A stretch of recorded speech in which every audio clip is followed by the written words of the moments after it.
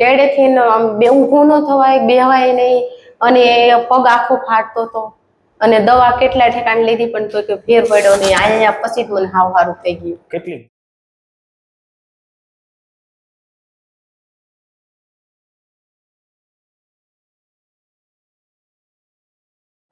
નમસ્તે મિત્રો, આપણી સાથે અત્યારે કૃષ્ણા માતાજી છે, જેમને ખૂબ તકલીફ હતી L4 L5 ને S1 માં.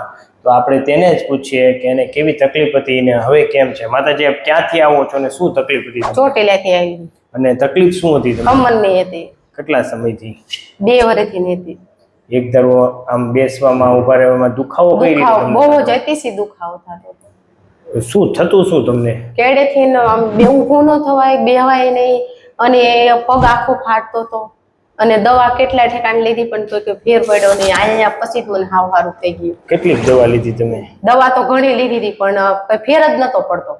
તમને ઓપરેશન કેવું કઈ કીધું હતું? ઓપરેશન નું ના, ઓપરેશન તો એવું નથી કીધું. એ કે દવા લેવી પડશે જાજાટ એમ કે, પણ એ કે પછી ઓલો ઉતારવી ને કે કોઈ કોટ, હા સોનોગ્રાફ કરાવવાનું કીધું હતું. પછી કે એમઆરઆઈ કરાવવાનું કીધું છે. એમઆરઆઈ કરાવવાનું એ કે પછી તમારે કે બધી ખબર પડી ગઈ. હા, એવી રીતે. પણ તમારા એક્સરે માં છે ને L4 L5 ને S1 માં ગાદી દબાતી હતી, એટલે એમઆરઆઈ આપણે કરાવ્યો નહોતો. અને આપણે તમે કેટલી વાર આવ્યા? લગભગ 10 વાર આવી. 10 વાર આવ્યા અને તમને સાવ ઓકે થઈ ગયું. આપણે ગાદીને બેસાડી દીધી એટલે રેડી થઈ ગયું. બરોબર. તો મિત્રો, આપણી સાથે જે કૃષ્ણા માતાજી છે, જેને L4 L5 માં ખૂબ તકલીફ હતી. એને તકલીફ એવી હતી કે એને પગમાં ઝંઝણાટી આવતી, ખાલી ચડતી, ઊભા રહેવામાં, વાંકા વળવામાં ખૂબ તકલીફ હતી છેલ્લા 2 વર્ષથી. અને એને 10 ટ્રીટમેન્ટમાં અત્યારે સાવ રેડી થઈ ગયું. આ રેડી થઈ ગયું ને? હા, હાવ રેડી થઈ ગયું. હવે કાઈ નથી થતું ને? હવે કાઈ નથી થતું. પાકું? પાકું. સરસ.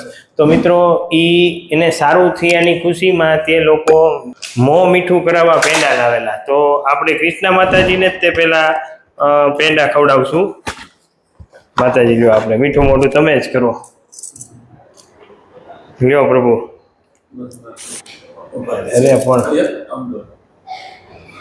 તો મિત્રો, આનીથી વધારે આનંદ શું હોય કે દર્દીઓને સારું થઈ જાય એની ખુશીમાં તે લોકો મોં મીઠું કરાવે, અને એને આનંદ ખૂબ આવે કે એને જે મટી ગયું છે એની ખુશી એને અલગ જ હોય. બરોબર ને માતાજી? અલગ તો હોય જ ને.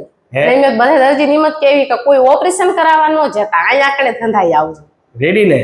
કઈ નથી થતું ને? કાઈ નથી થતું. સરસ. તો આ વિડિયો YouTube માં મૂકી શકીએ? હા, મૂકજો. તમે શું કહેશો? ના, મૂકજો. તમે રાજી ખુશીથી કે મૂકજો. ખૂબ આભાર માતાજી.